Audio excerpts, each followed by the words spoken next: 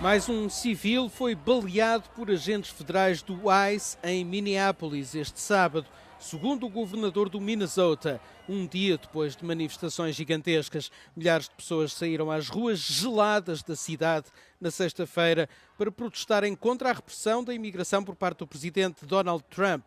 Num dia de ação coordenada em todo o estado, centenas de empresas fecharam as portas para desafiar a operação federal em andamento há semanas em todo o estado.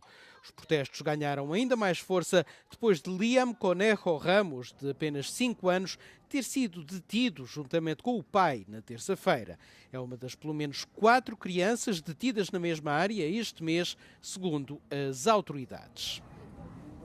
No início do mês, uma cidadã norte-americana foi baleada mortalmente por agentes do ICE, o que causou uma onda de indignação.